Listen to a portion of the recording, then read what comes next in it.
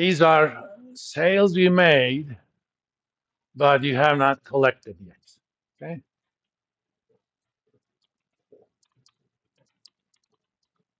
Uncollected sales amounts that are due in less than 12 months. Most of these are so-called trade credit, and so you have your customers. You tell them, "Okay, let's do the sale now. I'm going to ship it to you, but you can pay me in 30 days, 90 days." And it has been around probably since the Babylonian times. People work with trade credit quite a bit. In your personal life, you may see something like that. For example, consignment sales. You have a lot of junk you want to sell, but you don't want to deal with it. You take it to a consignment store, and they sell it for you and they pay you. Okay? But these are net of allowances for doubtful receivables. Sometimes, yes, they promise that they're going to pay you, but just because I promised doesn't mean that I am necessarily able to keep that promise. Not because I don't want to. And let's see. I mean, NVIDIA has about $10 billion as of, let's do quarterly, $14 billion in receivable. And apparently they don't have any allowances. For NVIDIA, it kind of makes sense. I mean, they sell a product that is very much in demand, so they're not going to sell it to people that may create problems. But certain companies, have those issues. For example, let's look at Google. Google sells a lot of stuff, a lot of advertising, even to small companies.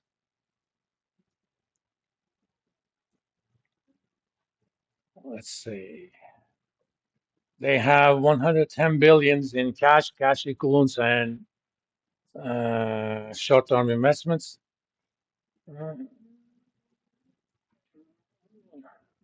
About 48 billion plus in accounts receivable, but 771 of that is doubtful receivables.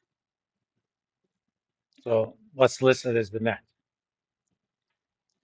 The reason we think of accounts receivable to be less liquid than short-term investments, accounts receivable tend to have a longer maturity. Okay, if your client told you that I'll pay in 90 days and you wanted to get it now, even if they could, they're going to ask you for a discount. Because why? In order to give you that money early, they have to finance it, which costs money. And B, unlike the short-term investments, there is no guarantee that you're going to get that money. Hence those allowances for doubtful stuff. Next, we have inventory.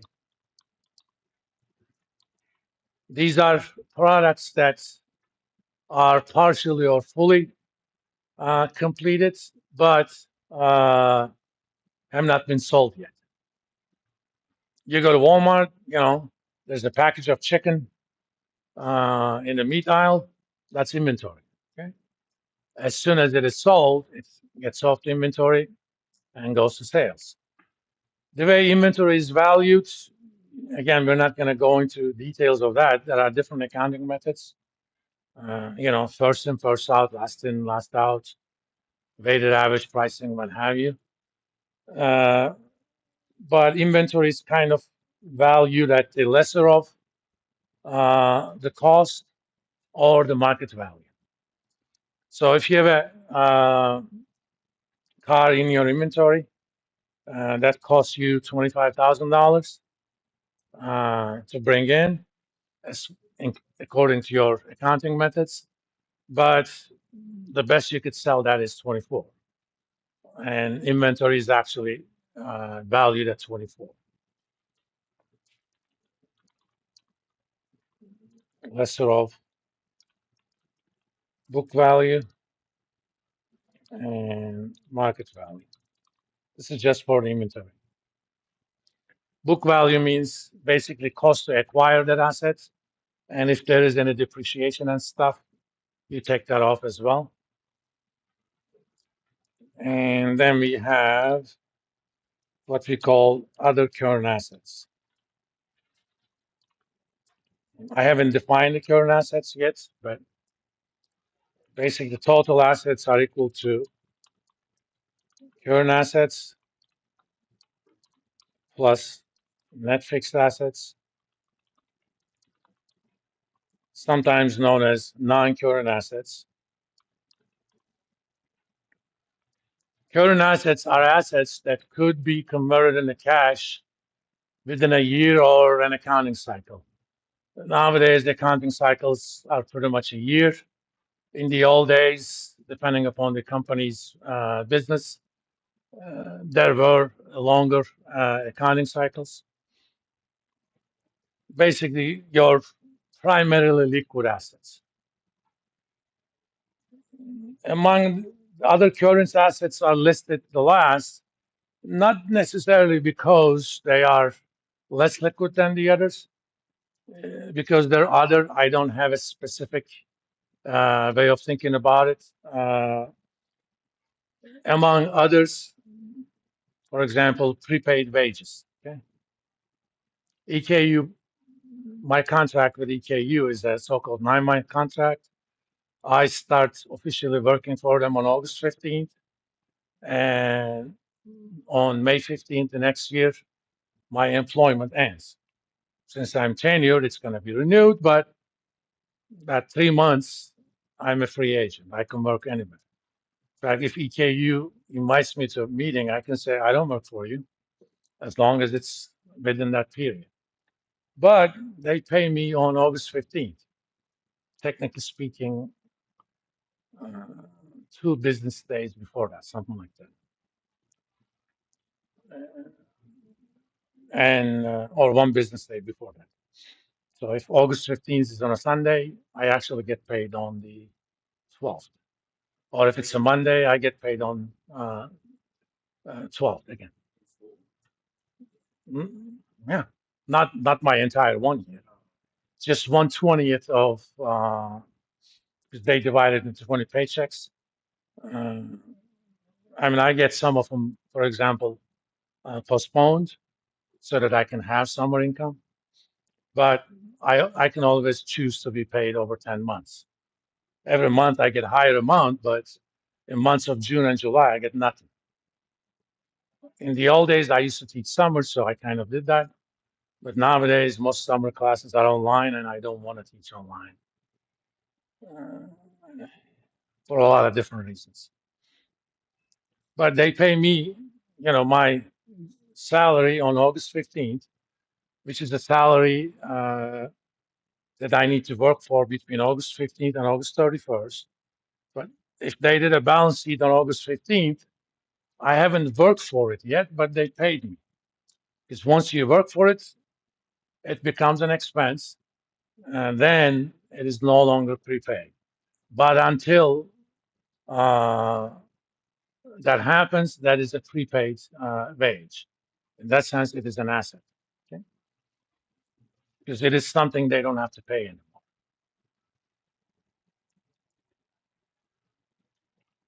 And there are some other things as well.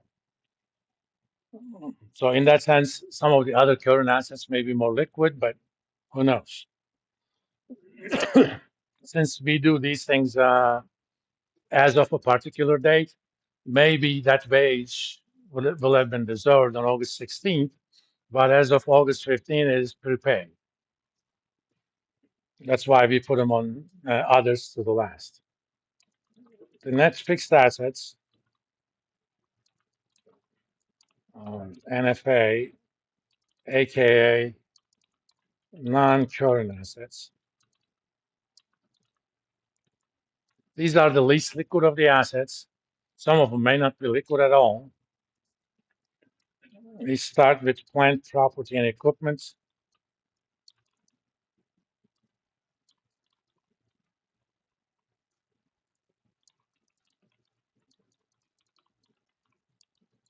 Abbreviated to PPE. These are things like factories, machinery, other equipment, trucks, cars, what have you. You have real estate, like buildings and land.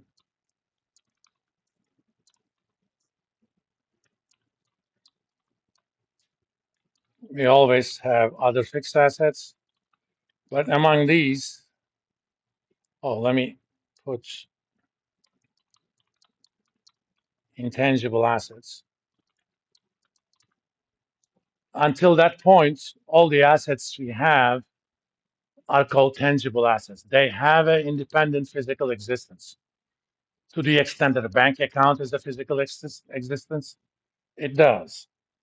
Uh, Intangible assets do not have their own physical existence, but they are valuable.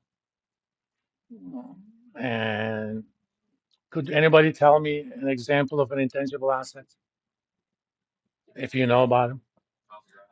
Copyrights. Okay, these are rights. I mean, yes, you have a document that tells you that it belongs to you, but it does not necessarily have a market for it. But you know that it has value.